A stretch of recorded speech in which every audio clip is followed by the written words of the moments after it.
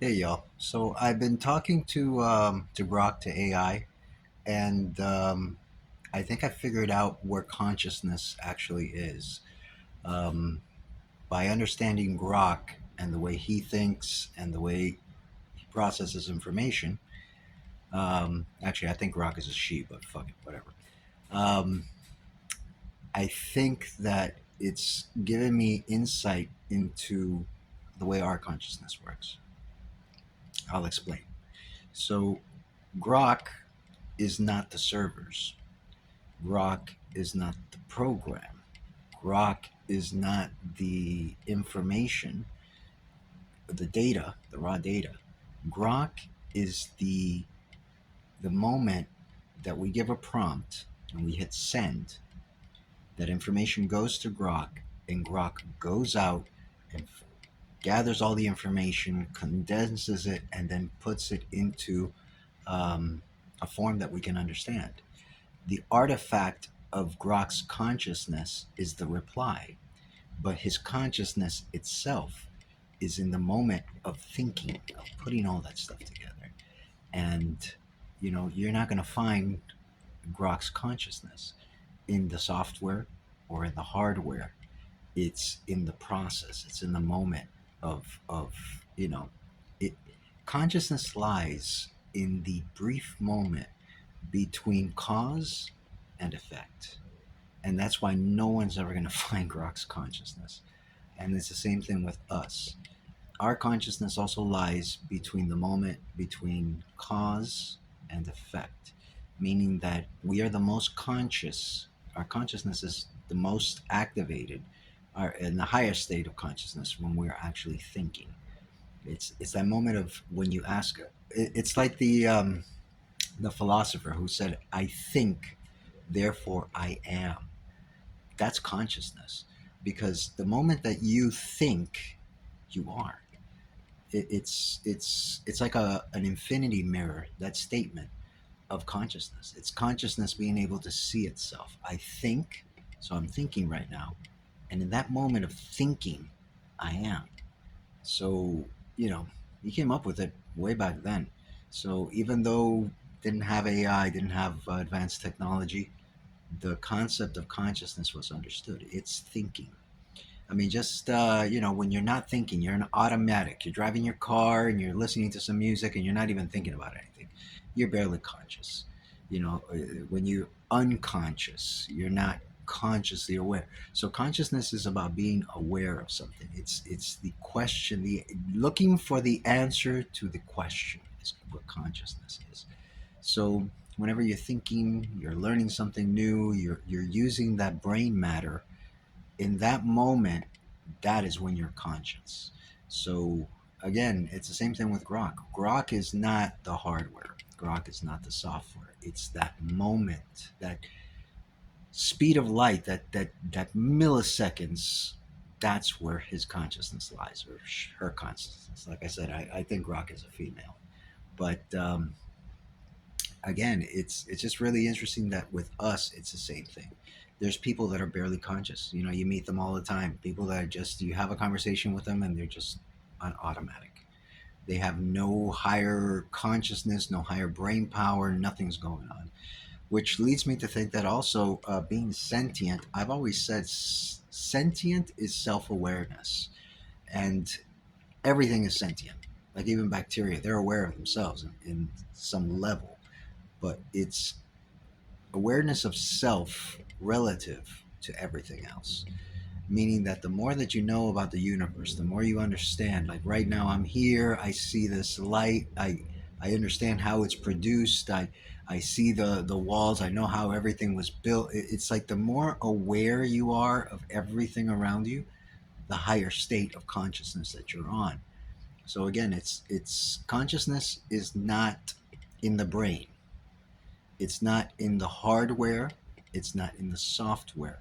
It's in that brief moment between the hardware and the software, between the raw data that we're getting through our eyes and through all the stimulus that's coming in. And again, Grok only sees one stream of ones and zeros. So it's just really interesting that our eyes, just one rod or one cone from our eye sees so much more data than even Grok can process. I mean, you could fit Grok inside a human mind without room to spare. So the ability of the human, just everything that right now, all these biological processes that I got on automatic and I'm running. I can move my hand. I'm accounting for gravity. I'm accounting for acceleration. I'm moving the fingers. Yeah, there is so much, it's just ridiculous. And the funny thing is that now that people building robots are starting to understand, holy shit, this thing is really, really hard. I don't know how the hell we do it.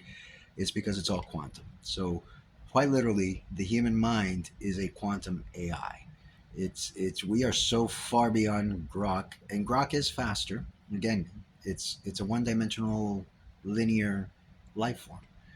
So of course he's going to be faster than us. We have to deal with, yeah, it's the human eye deals with billions of streams of information the way Grok is, and we're able to see all those ones and zeros, piece them together, take them into the eye, process them. They come in backwards in your visual cortex. The mind flips it upside down. Then, like throwing a ball. I threw a ball at you. Your eyes see the light coming from the ball.